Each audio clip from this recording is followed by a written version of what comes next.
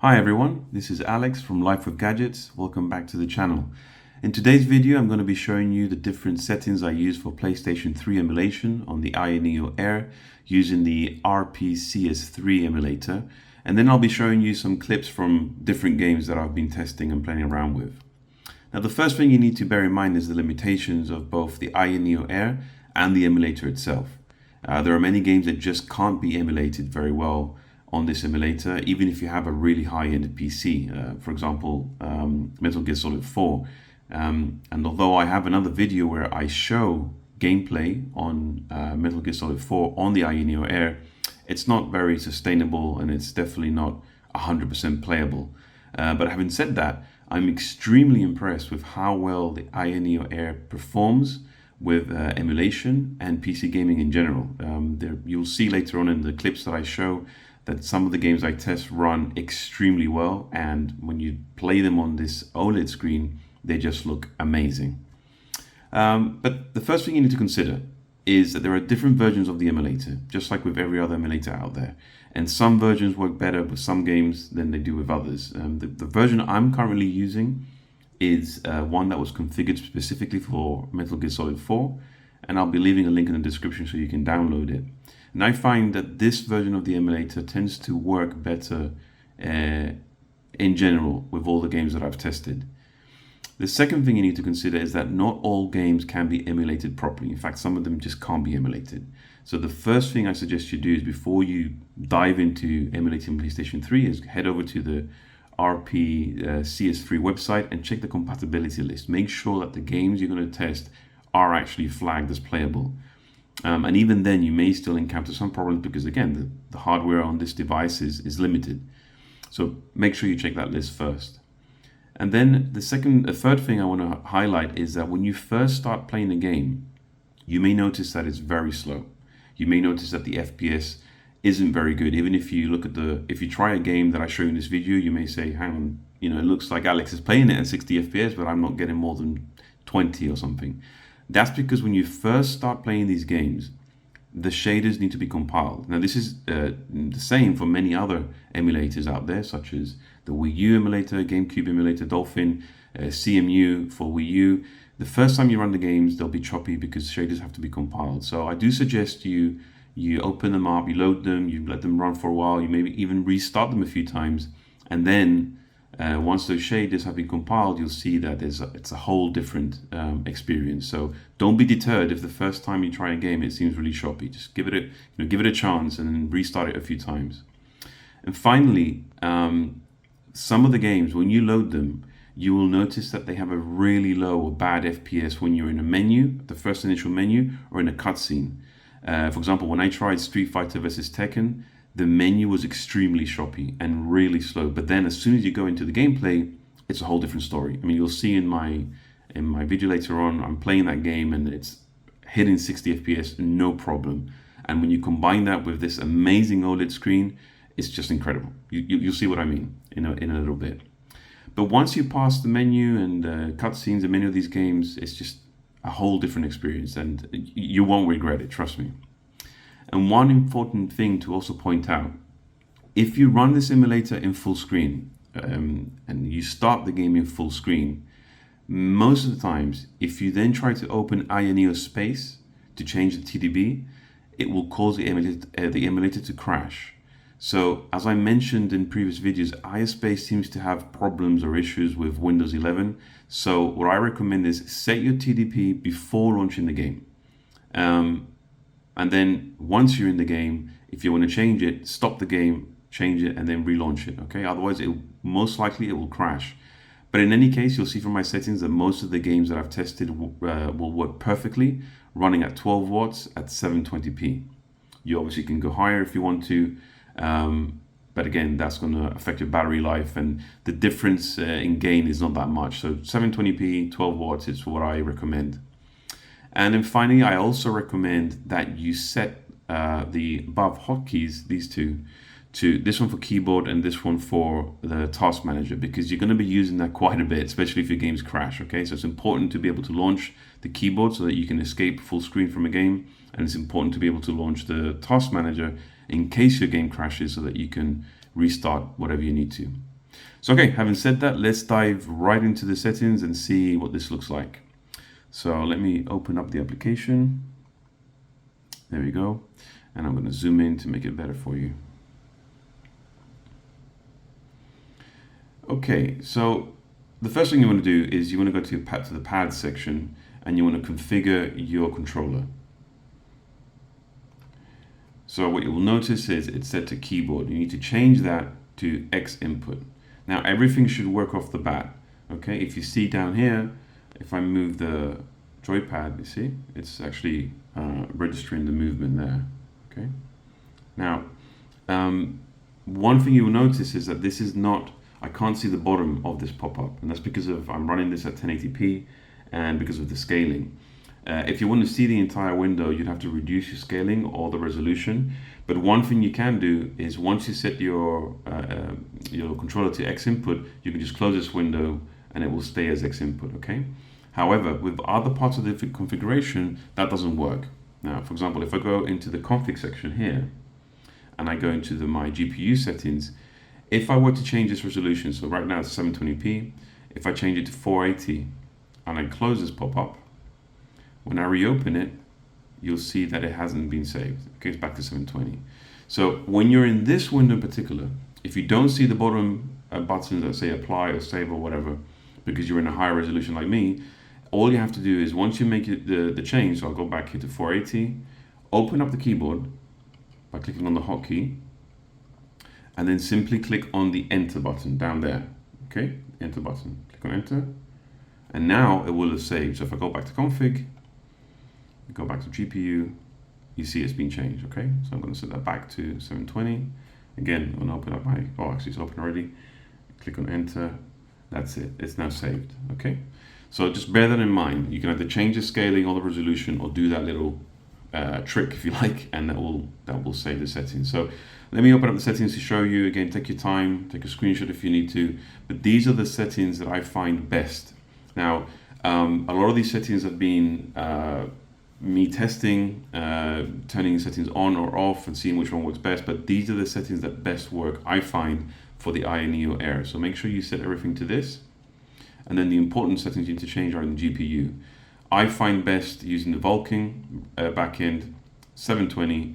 I set the resolution scale to 100, but if you want to increase performance, you can set it down to 50 or even 75, but I find that running it at 100% 720 is perfect. I keep the frame limit to auto, the anisotropic, if I can say that properly, filter to 2x, and anti-aliasing to auto as well. And then two important settings here are VSync and multi-thread RSX. Everything else you see, I've set to default. I haven't changed any of these settings at all. I'll just skip through them quickly so that you can check them on your own emulator. Again, none of this has been changed. This is all default. The same for here. Here you can change if you want full games to start in full screen or not, for example. Again, it's entirely up to you. And you can change some settings here as well. But again, these are completely default. I haven't changed them at all. This is the important one, okay? And it's particularly these two here. So once you've got that and you've got it all set up, again, remember to hit the enter key if you've made any changes. Let me close that again. That's pretty much it. You're good to go now. So once you've got those configuration changes done, it's now time to load in your games and start playing with them. And what you'll see is that I actually load them from an external hard disk, an external SSD, and they work absolutely fine. There's no stuttering, there's no issues with loading, they work perfectly fine, and I'm running that through USB-C. But that's about it really. After this, I'm going to now show you different footage from a few games that I've been testing so that you can see how good the gameplay and the experience actually is, especially on this OLED screen. I won't be showing the FPS counter, and that's purely because I believe that showing that counter distracts people from the whole experience. I find that people are normally more concentrated on the counter than the actual gameplay. But I can confirm that all the games I'm going to show you now do run between 30 and 60 FPS.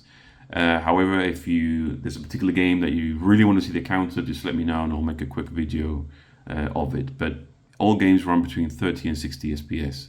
And at the end of the day, you need to enjoy the games that you play. And for me, having an FPS counter doesn't really add to my enjoyment. If anything, it distracts me from it. So as long as the game feels good enough to play, then it's good enough for me. And as always, please like and subscribe. And if you have any questions or comments, please leave them below, as I love to hear from you guys. Anyway, I hope you enjoy the video.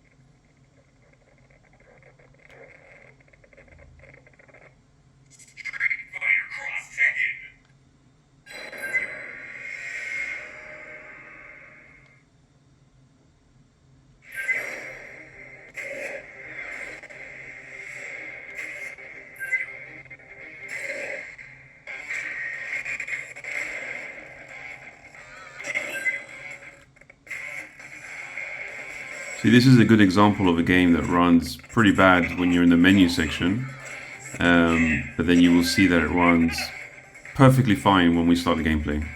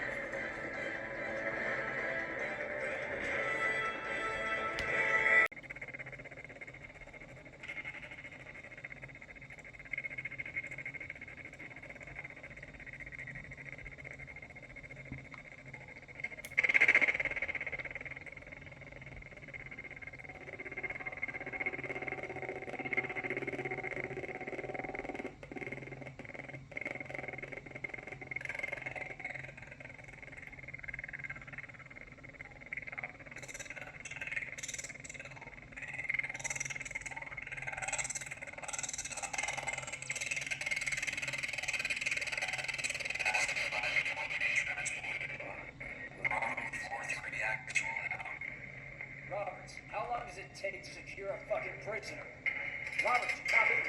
March your lanky ass back up here. Respond, goddammit.